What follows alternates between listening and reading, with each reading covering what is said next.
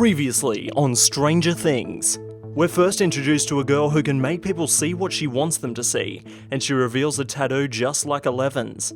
Mike, Dustin, Lucas and Will head down to their local arcade where they find a player named Mad Max has beaten their high score in Dig Dug, when suddenly Will experiences the Upside Down and witnesses something emerging in the sky before snapping out of his trance. Hopper is back at work and being pestered by a local conspiracy theorist who is starting to piece things together regarding Eleven and the facility, but Hopper dismisses him to look into a local farmer's pumpkin patch that's been poisoned. We're introduced to Billy and his younger sister Max, who the boys discover is the notorious Mad Max who beat their high score. Joyce has a new boyfriend named Bob and is trying to get some answers about Will's recent episodes in the Upside Down. Dr. Owens is Will's specialist who also supervises the maintaining of the Upside Down gateway, preventing it from spreading.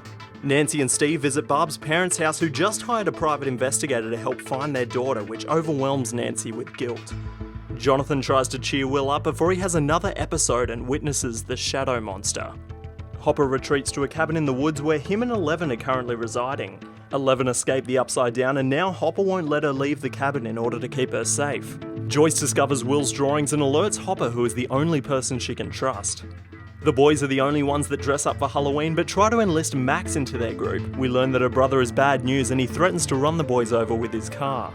Hopper looks further into the poison crops in the area and finds a pattern. Joyce and Bob fantasize about moving away to escape these events, and Nancy confesses to Steve that their relationship is bullshit. Meanwhile, Eleven finds a way to communicate with Mike, and Dustin finds a little creature in his trash and calls him Dart. Not sure what it is, Dustin starts doing some research. Bob tells Will to stand up to the monsters that haunt him, and while one relationship blossoms, another ends. Tired of being cooped up in the cabin, Eleven leaves in search of Mike and the gang, who are trying to figure out what Dart is. Will recognises it from the Upside Down and the group decide to destroy it, but Dustin has other ideas. Eleven finds Mike and thinks he's falling for Max, so she makes Max fall instead. Eleven has a meltdown, Will gets possessed, and Jonathan and Nancy decide to meet up with Barb's parents to tell them the truth. Little do they know they're being watched and are taken to the facility where they are warned against telling anyone about the town's impending doom. The shadow monster starts taking over Will's body and he starts drawing some sort of map.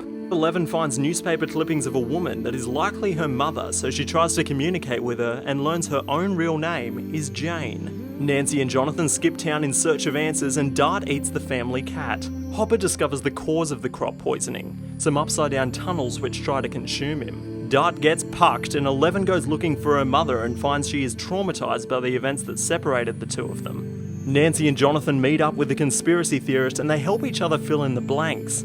Bob helps Joyce find Hopper and Will starts feeling the damage the facility is causing to the gateway. Dustin teams up with Steve to help kill Dart, but he's already escaped into the tunnels. Joyce gets fired up and so do John and Nancy.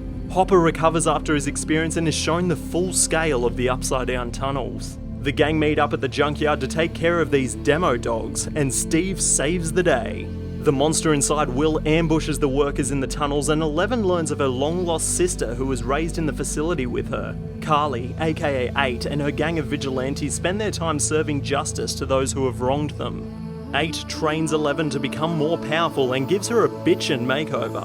Eleven joins the dark side but remembers that her friends need her and returns to Hawkins. The demo dogs infiltrate the facility and our heroes are trapped inside. We learn why Billy is the way that he is, and Nancy and Jonathan return to help out back at the facility. Bob sacrifices himself so the rest can escape, and Dustin points out that the shadow monster displays traits of a mind flayer, which means that Will feels what it feels.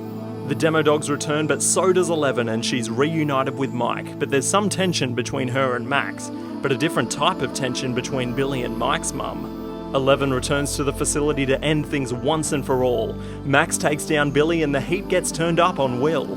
The gang destroy the tunnels and demo dogs while Eleven uses everything she has to finally close the door on the Upside Down.